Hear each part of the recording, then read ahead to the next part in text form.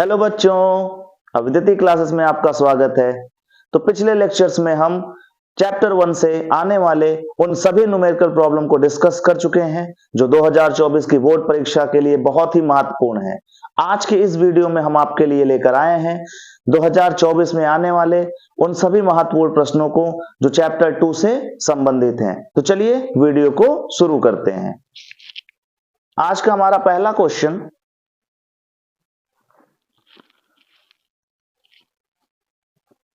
यदि संधारित्र को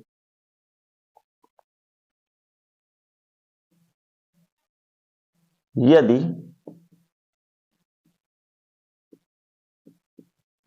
संधारित्र को 100 माइक्रोकूलाम तक आवेशित किया गया हो,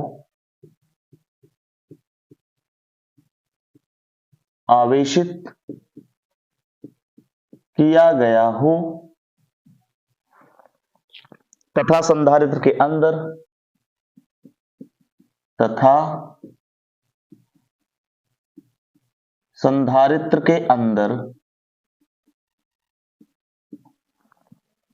रखे गुटके का परावैद्युतांक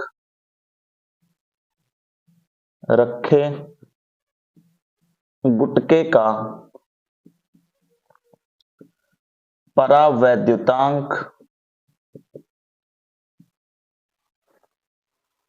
2.0 हो तो संधारित्र के अंदर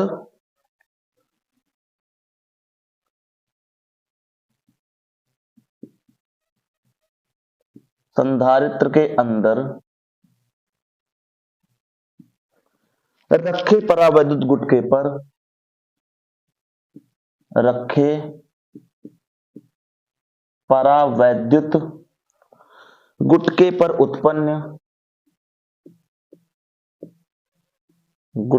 पर उत्पन्न प्रेरित आवेश ज्ञात कीजिए। प्रेरित आवेश ज्ञात कीजिए। ये हमारा प्रश्न, ट्राई करें आप लोग।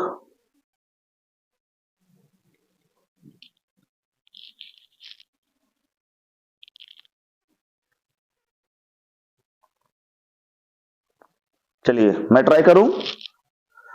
क्वेश्चन में देखो क्या लिखा है, यदि संधारित्र को 100 माइक्रोकूलाम तक आवेशित किया गया हो तथा संधारित्र के अंदर रखे गुटके का परावैद्युतांक 2.0 हो तो संधारित्र के अंदर रखे परावैद्युत गुटके पर उत्पन्न प्रेरित आवेश ज्ञात कीजिए। देखो इसका बहुत ही सिंपल सा फॉर्मूला है, Q induced equal to Q1 minus 1/K, ये फॉर्मूला होता है। यहां पर QI क्या है, प्रेरित आवेश, Q क्या है, आवेश जो संचित है, K क्या है, परावैद्युतांक। आपको इस प्रश्न में सब कुछ दिया है, वैल्यू को पुट कर दो, आंसर आ जाएगा।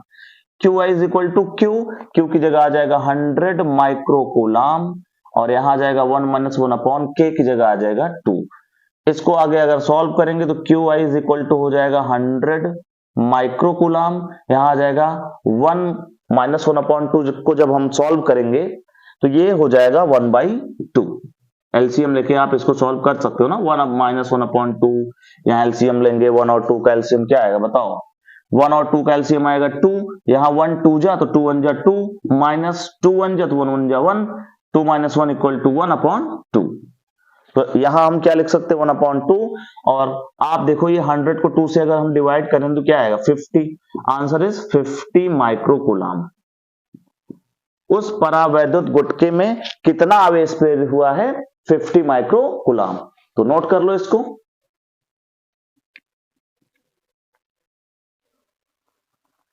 चलिए नेक्स्ट क्वेश्चन देखो, अगले क्वेश्चन में क्या कहा जा रहा है, 2 वोल्ट तक विभवांतर से आवेशित 10 माइक्रोफैरड धारिता के संधारित्र की स्थितिज ऊर्जा ज्ञात कीजिए। यह क्वेश्चन आपके बोर्ड एग्जाम में 2023 में सेट नंबर 3 में पूछा गया था। चलिए क्या दिया है आपको क्वेश्चन में, बोलो क्या दिया है, 2 वोल्ट विभवांतर, यानी विभवांतर की वैल्यू आपको दिया है 2 वोल्ट, धारिता की वैल्यू आपको दिया है 10 माइक्रोफैरड। सभी को पता होगा माइक्रो की जगह क्या आता है, 10 की घात -6। क्या निकालना है, स्थितिज ऊर्जा U बराबर, U के 3 फॉर्मूले होते हैं, U is equal to 1/2 CV square, U is equal to 1/2 Q into V and 1/2 Q square upon C। तो यहां पर हमें कौन सा फॉर्मूला अप्लाई करना है, CV स्क्वायर। तो यहां लिखेंगे U is equal to 1/2 CV square, value को रखेंगे तो यहां आ जाएगा 1/2 C की जगह पर आएगा 10 गुणे 10 की घात -6, V कितना है 2, तो 2 का स्क्वायर यहां 2 गुणे 2, इस 2 से इस 2 को कैंसिल कर देंगे, U इज इक्वल टू क्या आ जाएगा 10 दूना 20, 20 गुणे 10 की घात -6। आप चाहो तो इसको लिख सकते हो 2.0 into 10 to the power -5 joule. यही आपका आंसर। नोट करें, पॉज कर लें और नोट कर लें, बहुत ही आसान क्वेश्चन। चलिए नेक्स्ट क्वेश्चन, अगला क्वेश्चन देखो क्या दिया है, 200 वोल्ट के विभव पर स्थित एक बिंदु से 250 वोल्ट पर स्थित दूसरे बिंदु तक एक आवेशित कण के गति करने पर उसकी गतिज ऊर्जा में 10 जूल की कमी होती है, उस कण का आवेश ज्ञात कीजिए। यह क्वेश्चन आपके 2023 बोर्ड परीक्षा में सेट नंबर 3 में पूछा गया था। देखो क्वेश्चन बहुत ही इंटरेस्टिंग है, बहुत ही अच्छा क्वेश्चन है और ये क्वेश्चन आपके लिए बहुत इंपॉर्टेंट भी होने वाला है, इसका कॉन्सेप्ट बहुत इंपॉर्टेंट होने वाला है। तो चलो देखो क्वेश्चन क्या है, आपको क्या दिया है, आपके पास 2 पॉइंट हैं, मान लेते हैं आपके पास ये एक पॉइंट है, यहां पर इसका वोल्टेज है 200 वोल्ट, मान लो इस पॉइंट को हमने ए बोल दिया तो ये हमारा VA बन जाएगा, ठीक है। ऐसे ही मान लेते हैं हमारा दूसरा पॉइंट क्या है, B पॉइंट है और इस पॉइंट के पोटेंशियल को हम VB बोल रहे हैं और ये कितना दिया है 250 वोल्ट दिया है। अब कहा जा रहा है कि एक आवेशित कण है जिसको हम A पॉइंट से B पॉइंट तक ले गए, मान लो एक आवेशित कण है यहां पर, इस आवेशित कण को हम क्या बोलते हैं, Q बोल देते हैं। ये Q यहां से लेके यहां तक हम इसको गति कराते हैं और ऐसा करने पर इसके गतिज ऊर्जा में कमी क्या दे रहा है, 10 जूल की कमी दे रहा है। कह रहा है कि उस कण का आवेश ज्ञात कीजिए। अब यहां ध्यान से समझिएगा, यहां पहले तो आप विभवांतर निकाल लो, इन दोनों का विभवांतर क्या है, दोनों पॉइंट का जो विभवांतर है VAB कितना है, VB माइनस VA बराबर यहां कितना हो जाएगा 250 माइनस 200, यहां से क्या मिलेगा VAB बराबर आपको मिल जाएगा 50 वोल्ट। यहां तक कोई समस्या नहीं होनी चाहिए। फिर अगला कॉन्सेप्ट क्या है, कह रहा है गतिज ऊर्जा में कमी। क्या आपको कार्य ऊर्जा प्रमेय पता है, कार्य ऊर्जा प्रमेय बोलो याद है, क्लास 11 का कॉन्सेप्ट बोलिए, क्लास 11 की कहानी याद है, कोई बात नहीं, पता है जब 12th की ही दिक्कतें लगी हो, 11 की क्या ही बात करें, फिर भी मैं आपको याद दिला रहा हूं कि कार्य ऊर्जा प्रमेय ये कहता है कि गतिज ऊर्जा में हुई कमी किए गए कार्य के बराबर होती है। क्या है कार्य ऊर्जा प्रमेय, गतिज ऊर्जा में हुई कमी किए गए कार्य के बराबर होती है। तो आप यहां लिख सकते हो W इक्वल टू डेल्टा के, और ये डेल्टा के आपको प्रश्न में दिया है कितना है 10 जूल है, यहां से आप W इक्वल टू क्या लिख सकते हो 10 जूल लिख सकते हो, इसको हम इक्वेशन फर्स्ट मान लेते हैं। इसके बाद आपने विभवांतर का फॉर्मूला पढ़ा है, विभवांतर का फॉर्मूला पढ़ा है ना चैप्टर 2 में। विभवांतर VAB बराबर होता है W/Q। बहुत आसान हो गया। समीकरण 1 से W का मान यहां रख दो, समीकरण 1 से। चलो तो यहां से आ जाएगा VAB बराबर W की जगह हो जाएगा 10/Q। और ध्यान से देखो तो यहां VAB की वैल्यू हम पहले से ही कैलकुलेट कर चुके हैं, कितना है 50 है। तो हम यहां VAB की जगह 50 लिखेंगे, यहां 10 लिखेंगे अपॉन Q लिखेंगे। अगर ये Q क्रॉस मल्टीप्लाई करोगे, चलो यहां मैं लिख रहा हूं, अगर इस Q का क्रॉस मल्टीप्लाई करोगे तो ये हो जाएगा 50Q इक्वल टू 10, और यहां से Q इज इक्वल टू क्या हो जाएगा 10/50। 0 से 0 कैंसिल, क्या आया 1/5, और 1 में जब 5 से डिवाइड करेंगे तो क्या आएगा 0.2। तो Q इज इक्वल टू क्या आ जाएगा 0.2 यूनिट क्या होगा कूलाम। बोलो आ गया समझ में? आसान था? बिल्कुल बहुत आसान था, बस ट्रिकी था। क्या ट्रिक थी? आपको कार्य ऊर्जा प्रमेय पता होनी चाहिए। ये जो गतिज ऊर्जा में कमी है यही किसके इक्वल हो जाएगी, किए गए कार्य के। और एक बार अगर आपको किया गया कार्य पता चल गया तो विभवांतर निकाल के हम आवेश की गणना कर सकते हैं। तो वीडियो को पॉज कर लें और इस क्वेश्चन को नोट करें।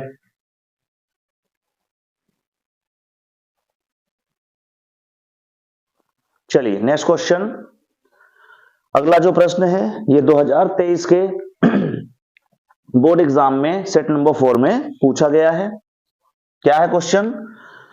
धातु के दो गोलों का व्यास 6 सेंटीमीटर एवं 4 सेंटीमीटर है। इन्हें समान विभव तक आवेशित किया गया है। गोलों के आवेश के पृष्ठ घनत्व का अनुपात ज्ञात करो। तो सबसे पहले क्वेश्चन में क्या दिया है उसको नोट करेंगे।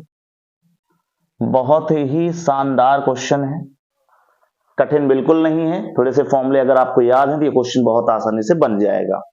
क्या दिया है?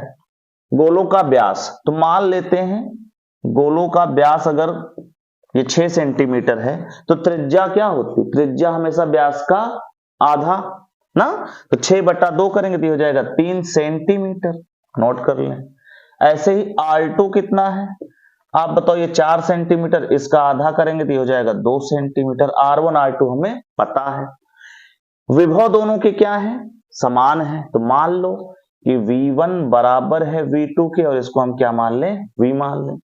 गोलों के आवेशों के पृष्ठ घनत्व, एक बात बताओ, आवेश का पृष्ठ घनत्व कैसे निकाला जाए? याद है? आवेश का पृष्ठ घनत्व सिग्मा बराबर क्या होता है? Q/A। 3 प्रकार के आवेशित मतलब आवेश वितरण होता है। एक होता है रेखीय आवेश घनत्व, एक होता है पृष्ठीय आवेश घनत्व, और एक होता है आयतन आवेश घनत्व। तो सबका फॉर्मूला आपको पता होना चाहिए। आवेश का पृष्ठ घनत्व पूछ रहे हैं तो इसको हम कहते हैं Q/A। तो यहां हमें पूछा क्या है? पृष्ठ घनत्वों का अनुपात यानी σ1/σ2 पूछा गया है हमसे। तो सबसे पहला काम क्या करेंगे हम? सबसे पहला काम हमारा यही होना चाहिए, यहां से देखो हम यहां लिख सकते हैं, हम जानते हैं sigma is equal to Q/A, यही होता है। ठीक है, बिल्कुल। अब यहां अगर एरिया की हम बात करें तो एरिया तो हमें दिया नहीं है, लेकिन हां हमें गोले की त्रिज्या पता है। अगर गोले की त्रिज्या पता हो तो गोले का पृष्ठीय क्षेत्रफल ज्ञात किया जा सकता है। बताओ गोले का पृष्ठीय क्षेत्रफल क्या होता है? फॉर्मूला याद है? गोले का पृष्ठीय क्षेत्रफल होता है 4πr²। याद आ गया? चलो तो यहां मैं लिख सकता हूं सिग्मा बराबर Q/A की जगह लिख सकता हूं 4πr²।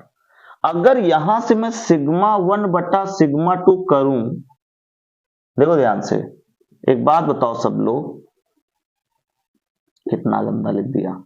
हाँ एक बात बताओ,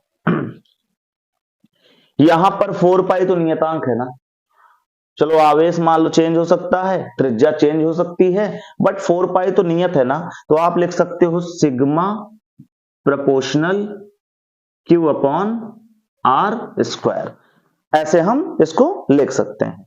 तो एक बात बताओ, क्या यहां से हम सिग्मा 1 बटा सिग्मा 2 बराबर ये नहीं लिख सकते, Q1 बटा Q2, यहां हो जाएगा R2 बटे R1 का होल स्क्वायर। बोलो ऐसा लिखा तो जा ही सकता है, कैसे लिखा सबको कॉन्सेप्ट पता है इसका? चलो मैं एक बार बता देता हूं। यहां आपको साफ साफ दिखाई दे रहा sigma proportional Q upon R square, तो आपको यहां साफ साफ दिखाई दे रहा है कि ये जो सिग्मा है ये किसके अनुक्रमानुपाती? Q के अनुक्रमानुपाती है। अनुक्रमानुपाती का मतलब सामने सामने का रिलेशन है, डायरेक्ट रिलेशन है। सिग्मा 1 के सामने Q1 आएगा, सिग्मा 2 के सामने Q2 आएगा, ठीक है। R क्या है? इनवर्सली प्रोपोर्शनल, व्युत्क्रमानुपाती है। तो जब भी कोई भौतिक राशि व्युत्क्रमानुपाती है तो वहां 1 के सामने 2, 2 के सामने 1 लिखते हैं। जैसे देखो 1 के सामने 2, 2 के सामने 1 लिखा। अब इस पर पावर 2 था या इसीलिए यहां पर भी होल पावर हमने क्या ले लिया? 2 ले लिया, ठीक है। इसको हम इक्वेशन 1 बोल के छोड़ दे रहे हैं। अब हमारा अगला टारगेट क्या होना चाहिए? क्यू पता होना चाहिए। क्या हमें क्यू पता है? नहीं पता है, कोई बात नहीं, निकाल लेंगे। एक बात बताओ, गोलीय चालक की धारिता का फॉर्मूला याद है? गोलीय चालक की धारिता T बराबर, बोलो याद है? गोलीय चालक की धारिता का फॉर्मूला क्या होता है, याद है? गोलीय चालक की धारिता का फॉर्मूला होता है 4 pi epsilon naught into R. C is equal to आप लिख सकते हो 4 pi epsilon naught into R. अब यहां पर भी 4 पाई और एप्सिलॉन नॉट तो कांस्टेंट है, यानी यहां से लिख सकते हो C प्रोपोर्शनल टू R, तो यहां से C1 बटा C2 बराबर हो जाएगा R1 बटा R2 हो जाएगा, ठीक है। इसके बाद आप जो है Q बराबर क्या जानते हो? C into V। बोलो, अगर किसी चालक की धारिता C हो और उसको V विभवांतर दिया जाए तो उस पर संचित आवेश की मात्रा क्या होती है? Q होती है, और उसका फॉर्मूला क्या होता है? Q is equal to C into V। सबको पता होना चाहिए, फॉर्मूला पता भी होगा। तो Q बराबर क्या हो जाएगा? C into V। यहां क्वेश्चन में साफ साफ बोला जा रहा है कि दोनों गोलों का विभव कैसा है? समान है, यानी हम V को कांस्टेंट मान सकते हैं। अगर यहां पर V कांस्टेंट है तो Q प्रोपोर्शनल टू C हो जाएगा। यहां से आप लिख सकते हो Q1 अपॉन Q2 बराबर C1 बटा C2। क्यों लिख पा रहे हैं? क्योंकि यहां C भी क्या है? डायरेक्ट रिलेशन में है ना, अनुक्रमानुपाती है, तो 1 के सामने 1, 2 के सामने 2। अच्छा, यहां से देखो C1 बटा C2 हमने पहले से कैलकुलेट कर रखा है ऊपर, तो यहां हो जाएगा Q1 बटा Q2 बराबर, ध्यान से सुनना मेरी बात, C1 बटा C2 आ रहा है। C1 बटा C2 की वैल्यू हम पहले से कैलकुलेट करके रख चुके हैं, क्या आया है? R1 बटा R2।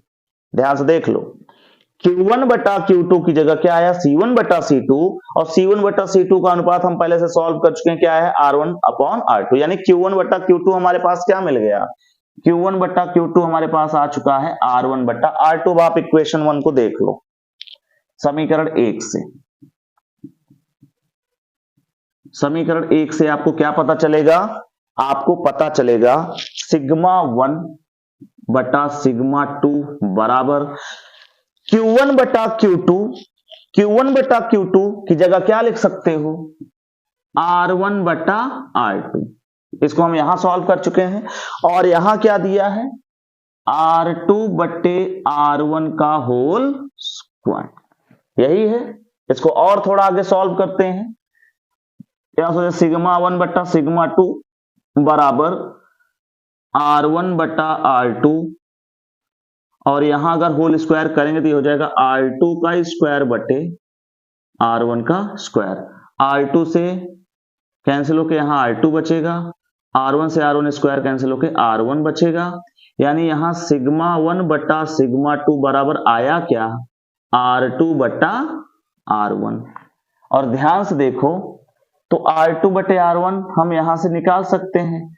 R2 की वैल्यू क्या है, 2 है, R1 की वैल्यू 3 है, तो रेशियो क्या आ जाएगा, 2/3। यानी आपका जो आंसर आया वो आया σ1 रेशियो σ2 बराबर 2/3। यही आपका आंसर है। नोट कर लो। बोलो समझ में आ गया? नहीं समझ में आया हो तो वीडियो को वापस से स्टार्ट करके फिर से देख लीजिएगा, ठीक है? रिवाइंड करके आप फिर से इसको देख सकते हो। चलिए पॉज करके इसको नोट कर लीजिए। One of the most important question for 2024।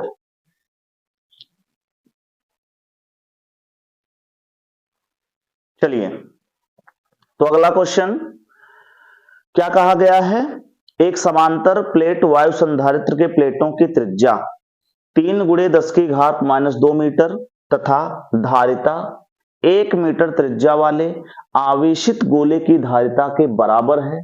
संधारित्र की प्लेटों के बीच की दूरी ज्ञात कीजिए।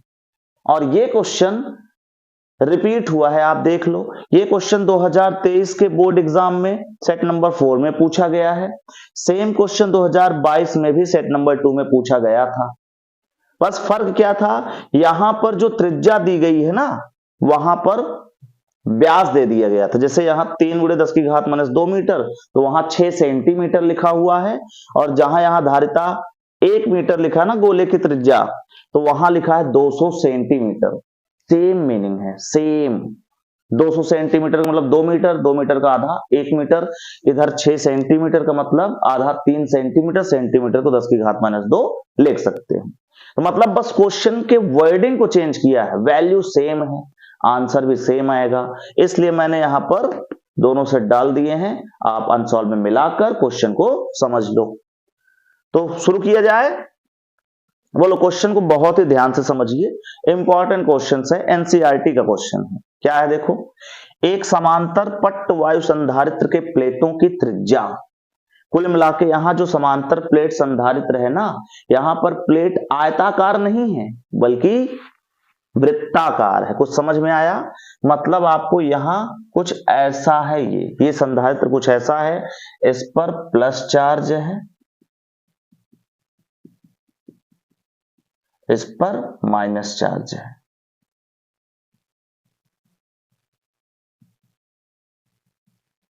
ये इनके प्लेटों का क्षेत्रफल चलो मान लेते हैं a है, इनके बीच की दूरी क्या है, d है, मान लेते हैं ना, स्मॉल d, और इसके बीच में क्या भरा हुआ है, वायु।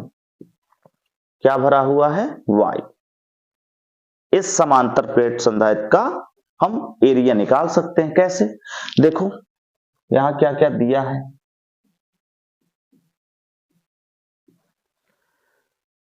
समांतर प्लेट संधारित्र की प्लेटों की त्रिज्या, तो इसको हम ऐसे बोल देते हैं, समांतर प्लेट संधारित्र के प्लेटों की त्रिज्या क्या है यहां, तो यहां है 3×10⁻²। तो अगर मैं इसका प्लेट का क्षेत्रफल निकाल लूं, प्लेट का क्षेत्रफल A बराबर, बताओ वृत्त का क्षेत्रफल πr², और r की जगह क्या दिया है, 3×10⁻² का होल स्क्वायर। ये एरिया आ गया। चलो ठीक है, आगे कैलकुलेट नहीं करेंगे क्योंकि ये आगे चल के कैंसिल हो सकता है, तो वेट करते हैं।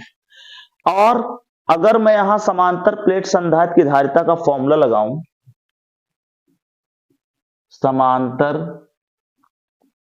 प्लेट संधारित्र की धारिता C बराबर क्या होती है, A∈0 K/D, यही होता है फॉर्मूला।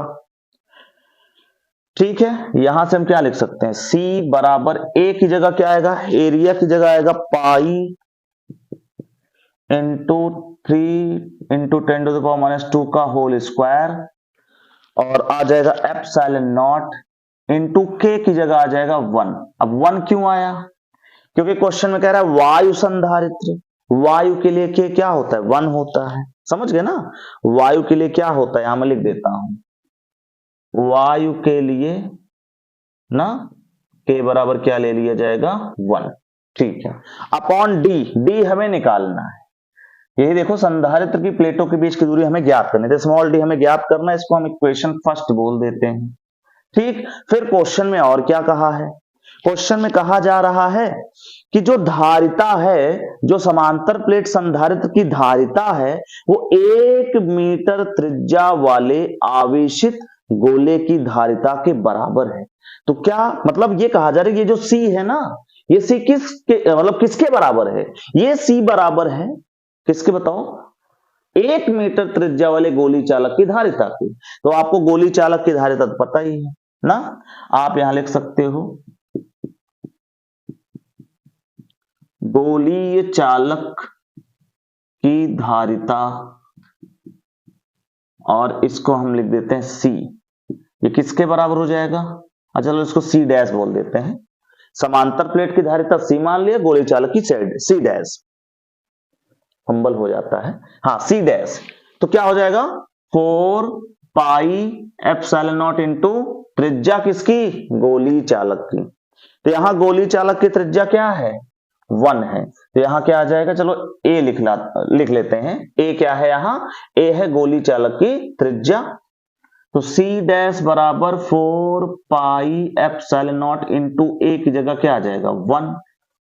उसके बाद प्रश्नानुसार क्या कहा जा रहा है, देखो प्रश्न में साफ साफ आपसे ये कहा जा रहा है कि जो समांतर पट्ट संधारित्र की धारिता है ना, वो 1 मीटर त्रिज्या वाले आवेशित गोले की धारिता के बराबर है, मतलब C और C डैश आपस में बराबर हैं, C बराबर C डैश। तो यहां से हम क्या लिखेंगे, C की पूरी वैल्यू यहां लिखेंगे pi into 3 into 10 to the power -2 का whole square into epsilon naught into 1 upon D equal to C dash क्या है 4 पाई एप्सिलॉन नॉट इंटू 1।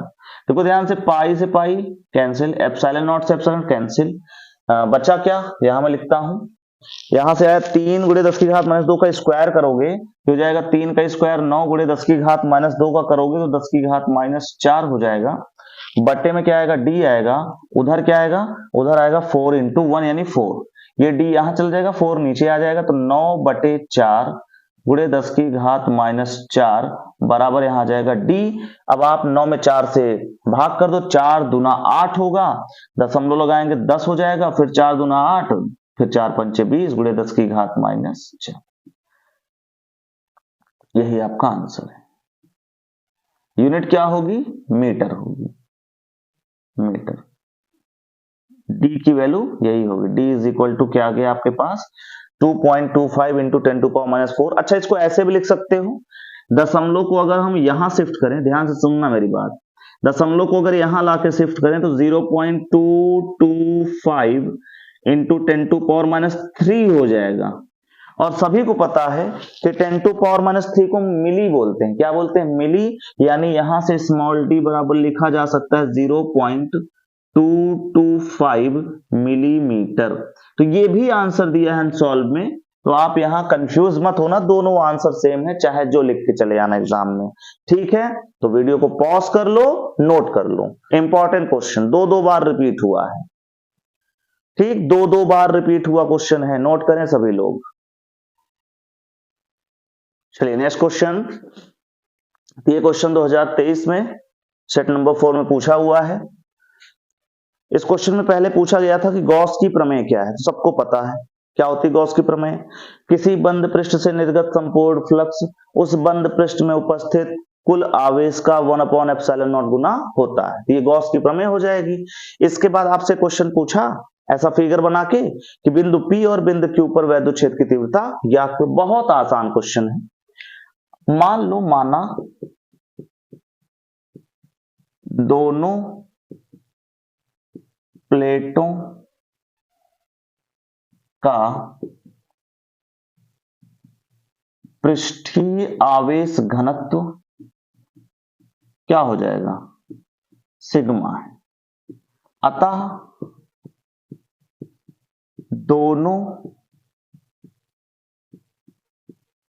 प्लेटों के कारण उत्पन्न वैद्युत क्षेत्र क्या होगा? बोलो E बराबर क्या, ये फॉर्मूला सबने पढ़ा है, सिग्मा बटा 2 एप्सिलॉन नॉट, याद होगा सभी को, बोलो यही तो होगा। इसको मान लेते हैं E1 बराबर है किसके? E2 के। ये क्यों ऐसा हुआ? क्योंकि दोनों प्लेटों पर संचित आवेश की मात्रा सेम है। सभी को पता होगा कि अनंत विस्तार की समतल चादर के निकट वैद्युत क्षेत्र का फॉर्मूला होता है सिग्मा अपॉन 2 एप्सिलॉन नॉट। ये दूरी पर डिपेंड नहीं करता है। हाँ, ये डिपेंड कहां करता है कि वो पॉइंट कहां हो, उस समांतर प्लेट के बहुत, मतलब उस अनंत विस्तार की समतल चादर के बहुत निकट हो। तो आपको पता है संधारित्र है ये, तो संधारित्र के प्लेटों के बीच की दूरी बहुत कम होती है। अगर बीच की दूरी बहुत कम होगी तो जाहिर सी बात है ये पी पॉइंट उसके बहुत पास में होगा। कुल मिला के यहां ये वाला फॉर्मूला वैलिड है। अब आप मुझे बताओ, अगर हम इसको पहली प्लेट मान लेते हैं, इसको दूसरी प्लेट मान लेते हैं, इसके कारण उत्पन्न वैद्युत क्षेत्र को E1 मान लेते हैं और इसके कारण उत्पन्न वैद्युत क्षेत्र को E2 मान लेते हैं, तो होगा क्या? देखो, इस प्लस के कारण बिंदु P पर क्या होगा? वैद्युत क्षेत्र की दिशा प्रतिकर्षण मतलब दूर की ओर होगी, ये हो जाएगा E1। इसके कारण क्या होगा? माइनस, माइनस के कारण वैद्युत क्षेत्र कैसे होता है? माइनस के कारण वैद्युत क्षेत्र की दिशा माइनस की ओर होती है।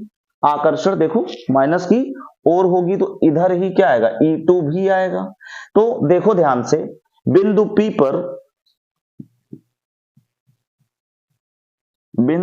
पर परिणामी जो वैद्युत क्षेत्र आएगा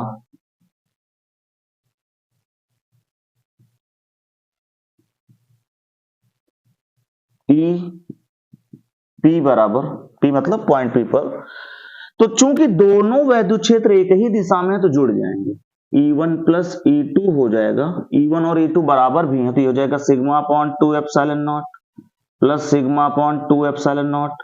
इसको जोड़ दो, ये 2 सिग्मा अपॉन 2 एप्सिलॉन नॉट, 2 से 2 कैंसिल हो जाएगा, तो क्या आएगा? EP इज इक्वल टू हो जाएगा सिग्मा अपॉन एप्सिलॉन नॉट।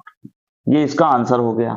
ऐसे ही बिंदु Q पर ध्यान से देखो, ये प्लस है तो प्लस की वजह से ऐसे आएगा E1, ये माइनस है ये अपनी ओर खींचेगा तो ये आएगा E2 ऐसे।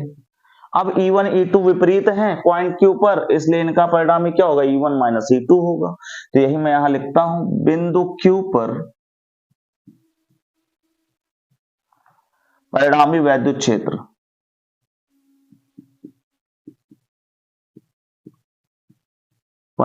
वैद्युत क्षेत्र EQ बराबर ये हो जाएगा E1 माइनस E2, दोनों सेम है यानी sigma upon 2 epsilon not minus sigma upon 2 epsilon not, 0 answer हो जाएगा। नोट कर लें, याद हो तो इसको हम थ्योरी क्लास में पढ़ाए भी हैं, ठीक, नोट कर लो।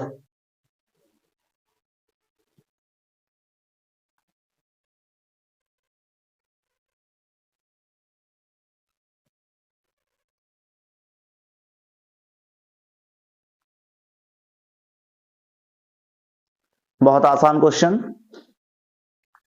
किसी आवेशित संधारित्र की धारिता C फैराड है तथा संचित ऊर्जा U जूल है। संधारित्र की प्लेटों पर आवेश का व्यंजक लीजिए। बहुत आसान, बोलो क्या आप ये फॉर्मूला जानते हो?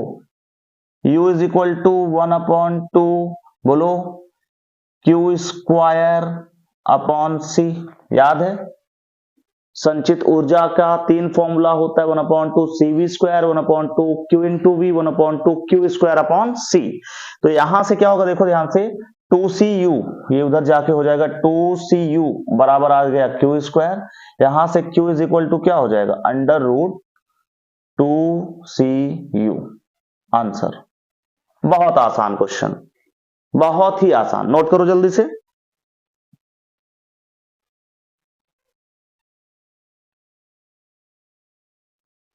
चलिए नेक्स्ट क्वेश्चन।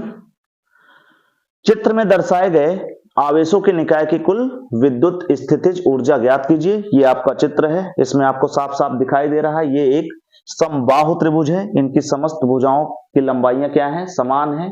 क्या दिया गया है? ए दिया गया है। और इनके तीनों शीर्षों पर आवेश रखे गए हैं, एक शीर्ष पर +2q, दूसरे पर -q, तीसरे पर -q। क्या निकालना है? कुल स्थितिज ऊर्जा ज्ञात करनी है। आप लोगों को पता होगा कि किसी भी निकाय की कुल स्थितिज ऊर्जा कैसे निकालते हैं। हम उस निकाय में उपस्थित सभी आवेशों का जितना संभव युग्म बन सकता है उतना संभव युग्म बना लेते हैं। याद है कि भूल गए? हम क्या करते थे? हम किसी भी निकाय में उपस्थित सभी आवेशों के संभावित युग्म बनाते थे और हर संभावित युग्मों का क्या निकालते थे? अलग से विद्युत स्थितिज ऊर्जा निकालते थे, फिर सबको जोड़ देते थे। और खास बात यहां पर यह होती है कि इसमें हम स्थितिज ऊर्जा का जो फॉर्मूला लगाते हैं उसमें आवेश का मान चिन्ह के साथ रखते हैं। याद है? बोलो। विभव हो गया, स्थितिज ऊर्जा हो गया, इन सब में आवेश का मान चिन्ह के साथ रखते हैं। बाकी वैद्युत क्षेत्र हो गया, वैद्युत बल हो गया, इन सब में आवेश का मान चिन्ह के साथ नहीं रखा जाता है। वहां पर चिन्ह से क्या होता है? चिन्ह का मतलब वहां दिशा से होता है, और चूंकि ये सब अदिश राशियां हैं तो यहां चिन्ह को हमें रखना पड़ता है। तो चलो शुरू करते हैं। बहुत ही इंपॉर्टेंट क्वेश्चन है, ठीक, रिपीट हो सकता है, बहुत अच्छे से समझिएगा इसको। तो मान लेते हैं इनके तीनों शीर्ष क्या है? ए, बी और सी। तो आप बताओ इसके कितने संभावित युग्म बन सकते हैं? तो पहला युग्म बन सकता है ए बी, दूसरा युग्म बन सकता है बी सी, और तीसरा सी ए। क्या इसके अलावा कोई संभावित युग्म बन सकता है? नहीं बन सकता। तो आपको यहां लिखना पड़ेगा यू निकाय। पूरे निकाय का क्या होगा? U A B plus U B C plus U C, ये फॉर्मूला हो जाएगा। इसके बाद बताओ U कैसे निकाला जाए? तो स्थितिज ऊर्जा U बराबर याद रखो, ये होता है 1/4 पाई epsilon not Q1 Q2 upon R। याद है सभी को? बोलो, सभी को ये डेरिवेशन याद है ना? क्या होता है? 1/4 पाई epsilon not Q1 Q2 upon R, ये हम पढ़ चुके हैं। तो इसी फॉर्मूले के बेस पर हम यू ए बी निकालेंगे। यहां से यू निकाय, यू सिस्टम, क्या हो जाएगा? U A B.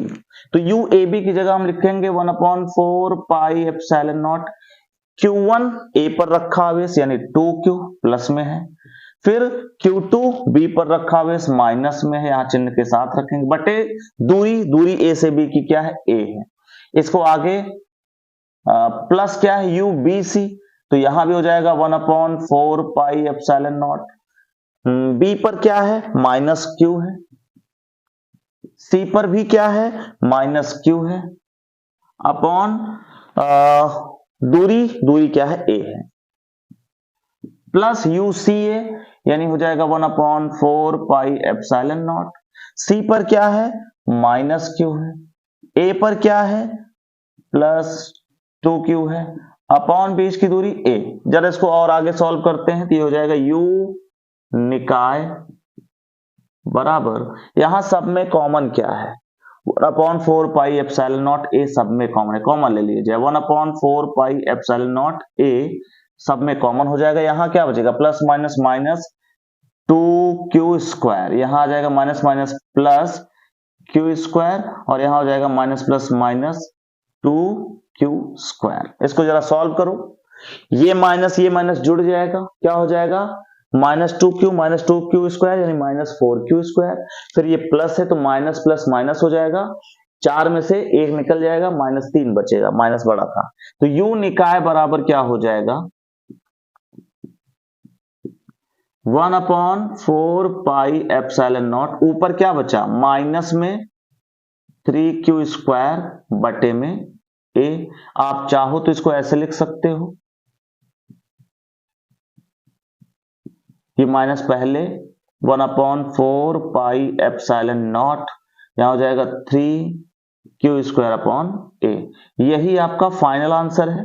और चूंकि यहां वैद्युत स्थितिज ऊर्जा किस में आ रही? माइनस में, इसका तात्पर्य ये भी है कि ये निकाय कैसा होगा? अस्थाई होगा। समझ गए? इसका अस्थाई तो बहुत बढ़िया होगा। ऐसे निकाय जिनकी विद्युत स्थितिज ऊर्जा ऋणात्मक होती है वो निकाय क्या होते हैं? बहुत ही अस्थाई होते हैं। तो नोट कर लो इसको, आसान क्वेश्चन था।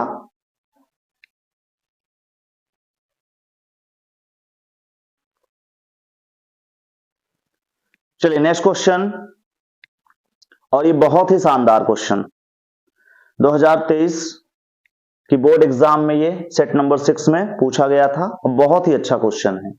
चित्र में दिखाए गए समांतर प्लेट संधारित्र की धारिता का सूत्र ज्ञात कीजिए। यहां पर एक समांतर प्लेट संधारित्र ही है, बट इसमें क्या है, इसमें कुछ दूरी तक K1 परावैद्युत की पट्टी लगाई गई है D1 दूरी तक, और D2 दूरी तक K2 परावैद्युतांक की पट्टी लगाई गई है। ये पहला प्लेट जो धनावेशित है, ये दूसरा प्लेट जो कि ऋणावेशित है। इसको आप ऐसे घुमा के सोच सकते हो ऐसे। अब यहां देखो, ऐसे जब भी क्वेश्चन आए तो इनको हम अलग अलग संधारित्रों से बना हुआ मान सकते हैं। जैसे आप देखो यहां पर ये एक संधारित्र हो जाएगा, ये दूसरा, तो मान लेते हैं इसकी धारिता C1 है, इसकी धारिता क्या है, C2 है ना। इस पूरे संधारित्र को हम दो संधारित्र से बना मान सकते हैं। एक की धारिता C1 मान लो, एक की धारिता C2। चूंकि ये समांतर प्लेट संधारित्र हैं, समांतर प्लेट संधारित्र की धारिता का फॉर्मूला सबको याद होना चाहिए, क्या होता है, A एप्सिलॉन नॉट K बटा D, यही तो होता है, A एप्सिलॉन नॉट K बटा D। तो यहां हम क्या कर सकते हैं, यहां हम C1 निकाल सकते हैं, C2 निकाल सकते हैं। उसके बाद हमें ये यहां पर समझना होता है कि ये दिया गया कौन सा क्रम है, ये जो संयोजन है कौन सा संयोजन है, ये श्रेणी क्रम है कि समांतर क्रम है। इसके लिए ट्रिक मैंने आपको बताई है। क्या है ट्रिक, बताओ, याद है किसी को, सोचो जरा, हाँ, दिमाग पर थोड़ा सा प्रेशर डालो। मैंने आपको उस समय बताया था कि जब भी डिस्टेंस डिवाइड हो, जब भी दूरी डिवाइड, जैसे यहां देखो दूरी डिवाइड हो रही है D1 D2, D में चेंजेस आ रहे हैं, तो वो श्रेणी क्रम होता है। और अगर प्लेट डिवाइड होता है तो वो समांतर क्रम होता है। याद आ रहा है? आप ऐसे समझो, अगर इस प्लेट का हम विभवांतर VA माने, इसका हम 0 माने, तो इसका बीच में x कहीं आएगा ना। दोनों का विभवांतर अलग हो रहा है कि नहीं? दोनों का जब विभवांतर अलग होगा तो विभवांतर अलग होने पर श्रेणी क्रम होता है। और अगर प्लेट डिवाइड होता तो ये भी उतने विभव पर ना, दोनों का विभवांतर सेम होता, समांतर। तो ट्रिक याद रखो, मैं यहां ट्रिक लिख दे रहा हूं, ट्रिक सबको याद रखनी है ऐसे क्वेश्चंस के लिए। क्या, जब D बटे तब श्रेणी, और जब एरिया बटे तब समांतर। याद रखिए ये कॉन्सेप्ट, ऐसे क्वेश्चंस में आप कॉन्सेप्ट लगा के बच सकते हो। हाँ, अगर यही क्वेश्चन होता, यहां जो परावैद्युत भरा वो ऐसे भरा जाता, इतनी दूर तक K1 इतनी दूर तक K2, तब दोनों समांतर हो जाते। अभी ये श्रेणी में है क्योंकि ये D1 D2 है। ऐसे चलोगे विभवांतर चेंज हो रहा है। क्लियर हो गया?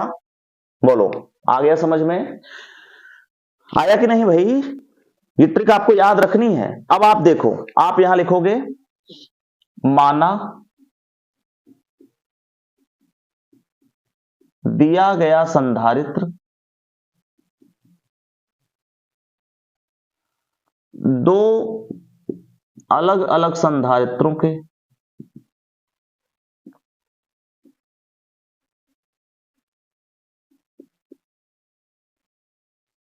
श्रेणी क्रम संयोजन से बना हुआ है। श्रेणी क्रम संयोजन से बना हुआ है, ये हम मान लिए, ठीक, श्रेणी क्रम मान लिए। श्रेणी क्रम क्यों, डिस्टेंस डिवाइड, ठीक है।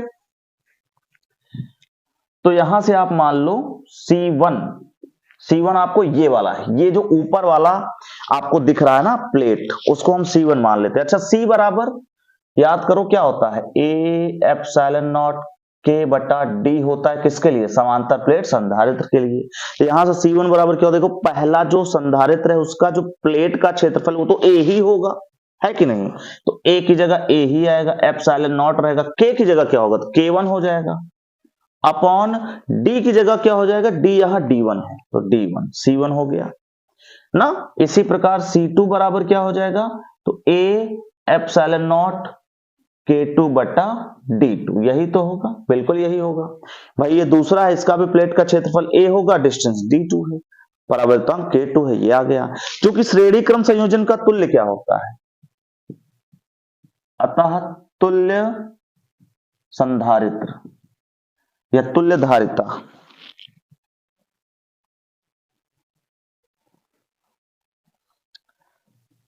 तुल्य धारिता। अब चूंकि ये श्रेणी क्रम संयोजन है, तो श्रेणी क्रम संयोजन की तुल्य धारिता याद है कैसे निकलती है? 1/c करके निकलती है, समांतर में डायरेक्ट जुड़ जाता है, प्रतिरोध का उल्टा होता है। याद आया? ये हो जाएगा 1/c equal 1/c1 plus 1/c2। Value रख दो। 1/c1 की जगह क्या आएगा? c1 की जगह आएगा a epsilon not k1, a epsilon not k1 बटा d1 प्लस 1/2 के C2 रहेगा तो a epsilon not K2 upon D2। ये डिवाइड के डिवाइड है, मल्टीप्लाई में पहुंच जाएंगे तो 1/c इक्वल टू हो जाएगा, ये क्या हो जाएगा?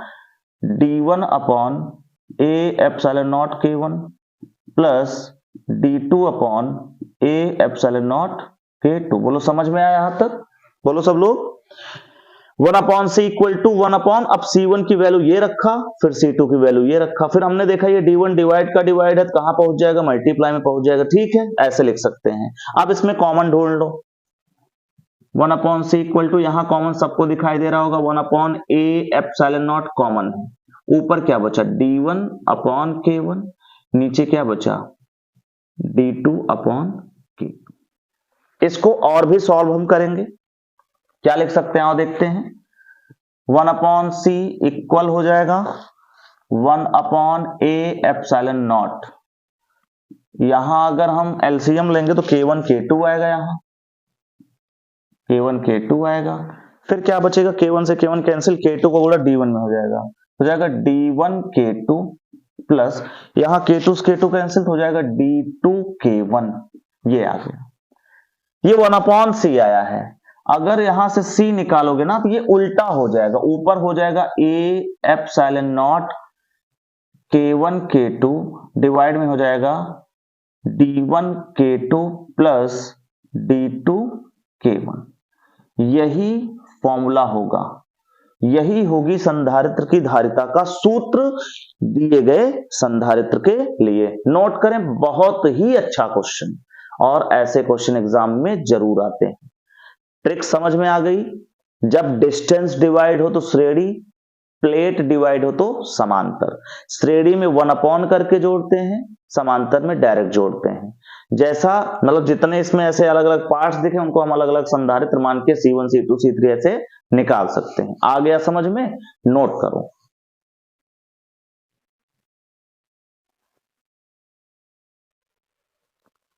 तो नेक्स्ट क्वेश्चन, ये प्रश्न आपके 2022 के बोर्ड एग्जाम में सेट नंबर 3 में पूछा गया है। बहुत ही अच्छा क्वेश्चन है। क्या है क्वेश्चन? संयोजन की तुल्य धारिता 2 माइक्रोफैरड हो तो C का मान ज्ञात कीजिए। आपके पास एक कॉम्बिनेशन है, एक नेटवर्क है, उसमें आपको तुल्य धारिता दिया है कि 2 माइक्रोफैरड है, C की वैल्यू आपसे पूछा जा रहा है। तो एक काम करो, इस C को छोड़कर बाकी कितने संधारित्र देख लो, 1 2 3 4। इसको हम C1 C2 C3 C4 बोल देते हैं। इसको हमने बोल दिया ये हमारा C1 है, इसको हमने बोल दिया ये C2 है, ये हमारा C3 है और ये हमारा C4 है। सबसे पहले आप ध्यान से देखो, ये C3 C4 किस क्रम में दिख रहे हैं? समांतर क्रम में दिख रहे हैं। बोलो दे, समझ में आ रहा है? ये C3 और C4 किस क्रम में दिख रहे हैं? समांतर। तो आप यहां लिखेंगे C3 व C4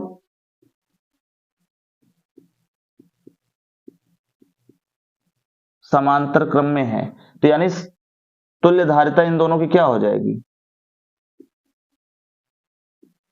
C डैश मान लेते हैं, क्योंकि समांतर है तो डायरेक्ट जुड़ेगा। याद है ना फॉर्मूला? हो जाएगा C3 प्लस C4, तो यहां से C dash equal to 2 + 2 4 microfarad. ये हो गया। ध्यान से समझना मेरी बात। C डैश कितना आ गया? 4 माइक्रोफैरड। कहने का मतलब अगर हम इन दोनों को हटाकर एक संधारित्र जोड़े तो उसकी धारिता क्या लिखेंगे? 4 माइक्रोफैरड। ये ऐसे आ जाएगा। फिर समझो ये 4 और जो, मतलब आप ऐसे समझो, हम क्या करेंगे, हम इस 2 की जगह केवल एक ही संधारित्र प्रयोग कर रहे हैं। अब आप ये समझने का प्रयास करना, पहले से ही पॉज करके फिगर उगर बना लेना। ठीक, मैं दोबारा फिगर नहीं बना रहा हूं, इसी में आपको मैं एक्सप्लेन कर दे रहा हूं। ध्यान से समझना। 2 थे, 2 की जगह आप क्या लिख सकते हैं? एक संधारित्र जिसकी धारिता होगी 4 माइक्रोफैरड। ये मैंने लिख दिया 4 माइक्रोफैरड, इसको हमने C डैश बोल दिया।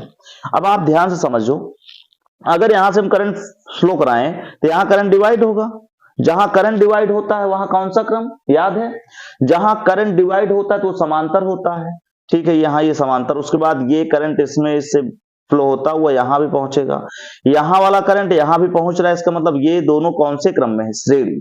तो मैं यही लिखूंगा, यहां पर लिखूंगा C2 व C डैश कौन से क्रम में है, श्रेणी क्रम में है। स्पीड तेज तो नहीं हो रही है, बोलो, अगर बहुत तेज लग रहा हो तो थोड़ा सा स्लो करके देख सकते हो आप, ऑप्शन रहता है, ठीक। यहां वीडियो बहुत लंबी ना बन जाए इसलिए थोड़ा सा स्पीड मैंने बढ़ाया है, ठीक है। और हमारे पास समय भी बहुत कम है, आप लोगों को पता है बोर्ड एग्जाम बहुत नजदीक है और आज काफी समय बीत चुका है ना, तो तैयारियां करते रहो और थोड़ा सा अगर वीडियो फास्ट लगे तो थोड़ा सा स्लो करके देख सकते हो, ठीक है। और अगर नहीं समझ में आ रहा है दोबारा आप कमेंट करके पूछ सकते हो। तो यहां मैंने कहा कि दो संधारित्र की जगह एक संधारित्र लगाएंगे जिसकी धारिता 4 होगी, और यहां मैंने बताया यहां करंट यहां डिवाइड हुई, ठीक है, लेकिन जो करंट यहां पहुंची वही करंट यहां आ रही, तो जब धारा समान होते तो उसको हम श्रेणी कहते हैं, तो वही मैं लिख रहा हूं C2 व C डैश श्रेणी क्रम में है। अब श्रेणी क्रम का तुल्य सबको पता होना चाहिए, 1 अपॉन करके आता है, तो ये हो जाएगा 1 अपॉन C डबल डैश, हमने कहा तो ये हो जाएगा 1 upon C2 plus 1 upon C dash, यहां से हो जाएगा 1 अपॉन 4 प्लस 1 अपॉन 4, सॉल्व करेंगे 2 अपॉन 4 और सॉल्व करेंगे ये हो जाएगा 1 अपॉन 2, यानी यहां से C डबल डैश क्या हो जाएगा 2 माइक्रोफैरड। कुछ बात समझ में आई? इसका मतलब ये हुआ, इसका मतलब ये हुआ कि इन दोनों की जगह हम क्या कर सकते हैं, इन दोनों की जगह हम केवल एक संधारित्र लगा सकते हैं, किसकी किसकी, C2 और C डैश, जिसकी धारिता क्या होगी 2 माइक्रोफैरड। तो आओ फिगर में हम इसको मॉडिफाई करते हैं, फिगर में इसको हम मॉडिफाई कर लेते हैं, हम इस यहां पर केवल हम एक संधारित्र लगाएंगे ये, और ये कितना हो जाएगा 2 माइक्रोफैरड देखो, और ये हो जाएगा C डबल डैश, ऐसा बोलो। अब आप बताओ, यहां से चले यहां करंट डिवाइड हुआ, तो ध्यान से समझो, जहां करंट डिवाइड होता है वहां समांतर क्रम, इसका मतलब C1 और C डबल डैश कौन से क्रम में है, समांतर। अच्छा बोर्ड में दिख रहा है कि नहीं, हाँ दिख रहा है, तो यहां मैं लिख सकता हूं C डबल डैश व C1, C डबल डैश व C1 कौन से क्रम में है, समांतर क्रम में है।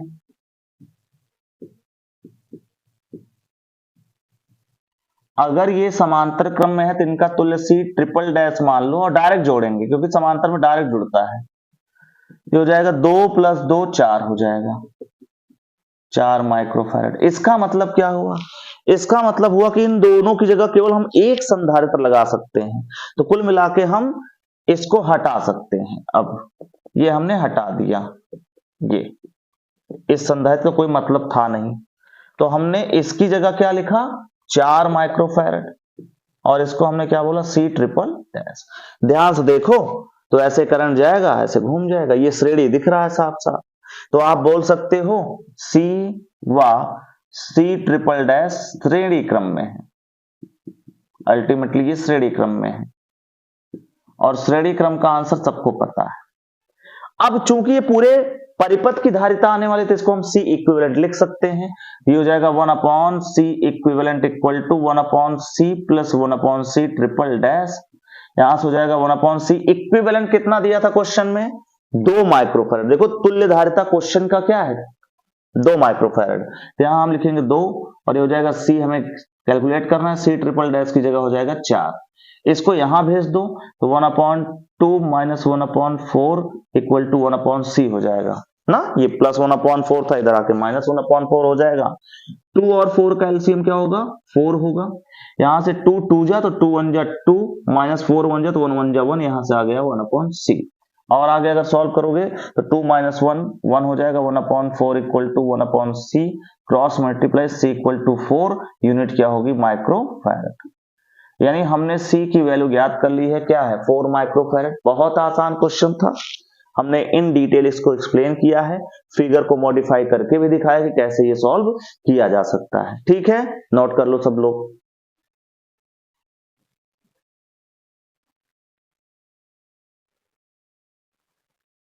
चलिए अगला क्वेश्चन 2022 के बोर्ड एग्जाम में सेट नंबर 4 में ये पूछा गया है और बहुत ही इंपॉर्टेंट क्वेश्चन, मतलब ये क्वेश्चन बहुत यूनिक है, बहुत आसान है, आसान तो बहुत है बट कॉन्सेप्ट आपको पता होना चाहिए।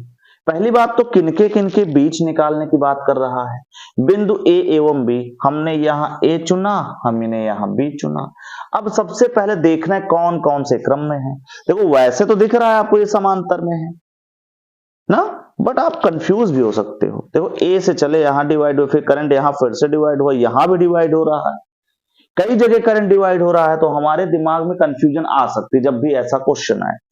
ध्यान से सुनना मेरी बात, जब भी ऐसा क्वेश्चन आए जिसमें आप ये तय ना कर पाओ कि दिया गया संयोजन श्रेणी है कि समांतर, तो मैंने आपको सिखाया है पोटेंशियल मेथड, याद है पोटेंशियल मेथड ना, विभवांतर वाला तरीका। कैसे करते हैं, ए को हम वी वोल्टेज दे देते हैं और बी को हम 0 वोल्टेज दे देते हैं, फिर देखिए देखते हैं वो वोल्टेज कहां कहां जा सकता है। तो आओ जरा चेक करते हैं। हमने मान लो ए को दिया वी वोल्टेज, अब एक बात बताओ, क्या ये वी वोल्टेज यहां जा सकता है? बिल्कुल जा सकता है, तो हमने इसको यहां भेज दिया। अब आप बताओ क्या ये वी वोल्टेज यहां से यहां पहुंच सकता है? नहीं, क्योंकि बीच में क्या है, बीच में है संधारित्र, संधारित्र पोटेंशियल ड्रॉप होगा ही होगा। क्या ये V यहां पहुंच सकता है? नहीं पहुंच सकता, क्योंकि यहां भी पोटेंशियल ड्रॉप होगा। तो एक काम करते हैं, हम V से यहां तक मान लेते हैं X, ये X है। अब एक बात बताओ, X पोटेंशियल मान लिया, क्या ये X, अच्छा B को हम 0 देंगे यहां, क्या ये 0 यहां पहुंचेगा? नहीं, तो 0 तो वहीं रहेगा। क्या ये X यहां पहुंचेगा? नहीं, क्योंकि बीच में आया संधारित्र, पोटेंशियल ड्रॉप वगैरह होगा। क्या ये X यहां पहुंचेगा? नहीं पहुंचेगा। तो हम एक काम करते हैं, यहां से फिर से मान लेते हैं, मान लो यहां से V से पोटेंशियल ड्रॉप होके कहां पहुंच गया? Y पर। कहां पहुंच गया? Y पर। ये Y क्या यहां पहुंच सकता है? बिल्कुल पहुंच सकता है। अब आपको यहां तुल्य परिपथ फिर से खींचना पड़ेगा। इसका जो तुल्य परिपथ बनेगा वो कैसा बनेगा, देखो ध्यान से। 4 पॉइंट है ना, V X Y 0, तो मैंने आपको समझाया भी था, जब भी 4 पॉइंट आए क्या करते हैं, उसको हम व्हीट स्टोन सेतु वाले तरीके से अरेंज करते हैं। जब 2 पॉइंट तो सीधा सीधा लाइन, 3 पॉइंट लगभग सीधा लाइन ना, तीनों पॉइंट सीधे ही लेते हैं, एक ही लाइन में लेते हैं। बट जब 4 आता है ना, तो उसको हमने आपको समझाया है कि एक पॉइंट यहां चुनेंगे, एक पॉइंट यहां चुनेंगे, एक पॉइंट यहां चुनेंगे, एक पॉइंट यहां चुनेंगे। याद आ गया? इसको हमने वी पॉइंट बोला जो हमारे लिए ए बन जाएगा, इसको हमने 0 बोला जो हमारे लिए बी बन जाएगा। याद आ गया? इसको हम x बोलेंगे, इसको हम y बोलेंगे। तो बताओ ये जो C1 है वो किसके किसके बीच जुड़ा है? v और x के बीच में। किसके किसके? v और x, ये रहा v, ये रहा x, इसके बीच में हमने ऐसे C1 जोड़ दिए। फिर चलो ये C1 हमने 4 माइक्रोफैरड लिख दिया, ठीक है। उसके बाद ये C3 कहां जुड़ा है? ये C3 जुड़ा है v और y के बीच में, यहां जुड़ा है, ये हमने C3 बोल दिया, 4 माइक्रोफैरड, ठीक। फिर ये C5 कहां, x और y के बीच में, x और y के बीच में हमने C5 ऐसे जोड़ दिया, ठीक है। C5 वैल्यू यहां दिख ही रहा है। इसके बाद ये C2 कहां जुड़ा? x और b के बीच में, x और b के बीच में ऐसे हम इसको जोड़ दिए, C2, ये भी क्या है? 4 माइक्रो। और ये C4 कहां जुड़ा? 0 और y के बीच में, तो 0 और y के बीच में मैंने C4 जोड़ दिया इस तरह से, ठीक है। ये बन गया, हमने सब कुछ अरेंज कर लिया। अब बताओ क्या ये आपको व्हीट स्टोन सेतु नजर आ रहा है? बिल्कुल, ये व्हीट स्टोन सेतु है। बोलो ये संयोजन व्हीट स्टोन सेतु ही तो है, पढ़े हो आप लोग। अब यहां खास बात क्या है? खास बात यह C1 upon C2, C3 upon C4 equal है। और ऐसा अगर होता है तो हम कहते हैं व्हीट स्टोन सेतु संतुलित है। और जब व्हीट स्टोन सेतु संतुलित होता है तो ये जो डायगोनल में संधारित्र हो, प्रतिरोध हो, उसका कोई महत्व नहीं होता है। तो इस C5 को हम प्रभावहीन मानकर सॉल्व कर लेंगे। तो आप यहां लिखोगे C1 बटा C2 बराबर C3 बटा C4, साफ साफ दिख रहा है, 4 बटा 4 1, 4 बटा 4 1। अतः दिया गया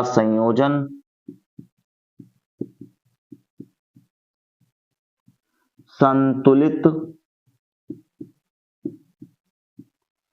व्हीटस्टोन सेतु है।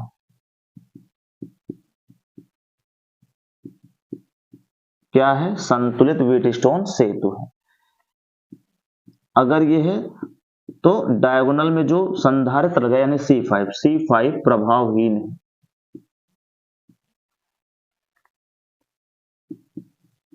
C5 कैसा है? प्रभावहीन। यानी अब आपको ऐसे समझना ये C5 है ही नहीं।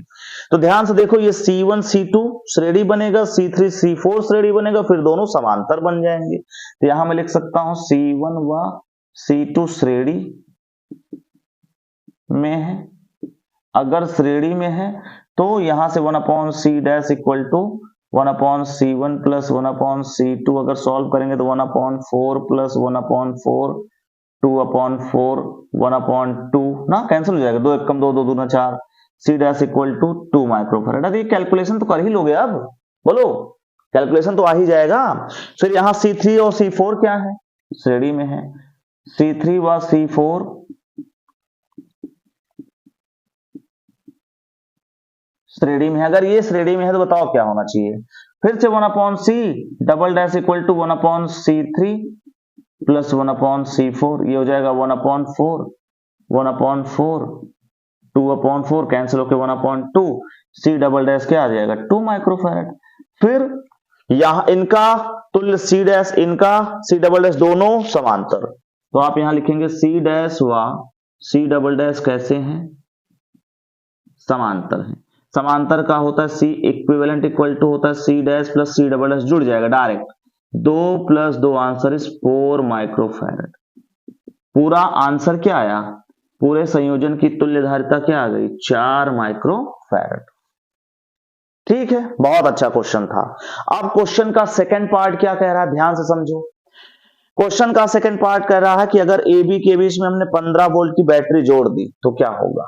मान लो हमने यहां पर एक बैटरी ऐसे जोड़ दी 15 वोल्ट की, ऐसे ये प्लस माइनस 15 वोल्ट, तो ये 15 वोल्ट ट्रांसफर हो जाएगा इनके बीच में, बोलो इनके बीच में ट्रांसफर हो जाएगा। और अगर इन पर संचित आवेश निकालना है तो ये देखो C1 और C2 कौन से क्रम में है? श्रेणी क्रम में है। तो अगर श्रेणी क्रम में है तो श्रेणी क्रम में लगे सभी संधारित्र पर आवेश की मात्रा क्या होती? समान होती। याद है ना, श्रेणी क्रम में जितने भी आवेश लगे होते हैं सब पर संचित आवेश की मात्रा समान होती है। समांतर क्रम में वोल्टेज समान होता है। ये सब चीजें याद रखो। तो C1 व C2 श्रेणी में, पहले आप ऐसे लिखोगे, यहां आप यहां लिखोगे VAB बराबर क्या दिया है? 15 वोल्ट दिया है। फिर अगर मैं आपसे पूछूं CAB क्या होगा? CAB का मतलब A से B का तुल्य धारिता ना, CAB का मतलब A और B के बीच तुल्य धारिता। तो क्या होगी? देखो यहां पर चाहे C1 C2 ले लो, चाहे C3 C4 ले लो, दोनों ही सेम है, दोनों के संयोजन का जो है तुल्य भी सेम आएगा। तो यहां पर अगर आप देखो C1 व C2 कौन से क्रम है, बोलो C1 व C2 श्रेणी में है। C1 व C2 का तुल्य क्या आया है? 2 माइक्रोफैराड। तो यहां मैं लिख सकता हूं 2 माइक्रोफैराड। तो आप बताओ C1 पर जितना आवेश आएगा उसको हम Q1 मान लेते हैं, C2 पर जितना आया उसको हमने Q2 मान लिया। दोनों बराबर क्यों है? सबको समझ में आ रहा है कि नहीं? भाई दोनों इसलिए बराबर हैं क्योंकि दोनों श्रेणी में है। अब ये ऊपर वाली कहानी हो गई। ऐसे तो हम इसको भी सोच सकते थे ना, इसका भी तो तुल्य 2 ही आएगा ना। देखो ये C3 और C4 भी तो श्रेणी में है, ये इन्हीं के बीच में लगे ना, A और B के ही बीच में लगे हैं ना, तो इनका भी तो सेम आएगा ना। इसलिए हम यहां ये भी बोल सकते हैं कि Q3 भी आपस में बराबर होगा और Q4 भी। सारे आवेश आपस में, सभी संधारित्र के आवेश आपस में बराबर होंगे क्योंकि ये इसके साथ श्रेणी, ये इसके साथ श्रेणी, श्रेणी में सब समान। और होगा किसके बराबर? आवेश का फॉर्मूला सबको पता है, C इंटू V। क्या होता है? C into V। C कितना है? 2, V कितना है? अच्छा 2 नहीं है, 2 माइक्रोफैराड है, तो यहां 10 की घात -6 और गुणे वोल्टेज कितना है? 15, तो 15 दूना 30, यानी आंसर हो जाएगा 30 गुणे 10 की घात -6 कूलाम। यही आपका आंसर है। आप चाहो तो इसको 30 माइक्रो कूलाम लिखकर भी छोड़ सकते हो क्योंकि 10 की घात -6 का मतलब क्या होता है, माइक्रो होता है। नोट कर लें, नोट कर लो सभी लोग।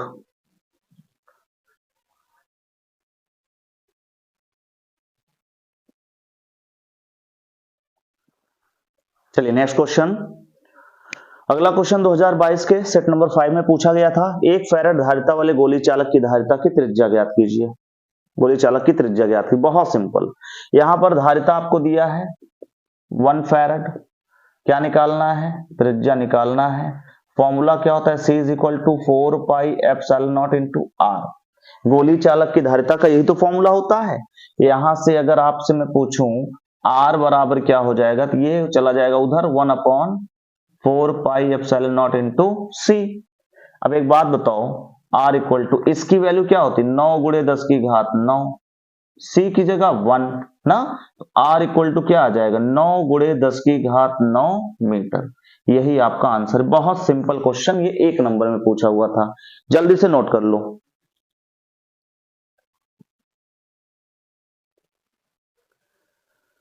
तो आज के वीडियो में केवल इतना ही। वीडियो बहुत लंबी हो चुकी है, तो इसके बचे हुए क्वेश्चंस हम नेक्स्ट पार्ट में ले आ रहे हैं। तब तक पढ़ाई करते रहें और एग्जाम के लिए ऑल द वेरी बेस्ट।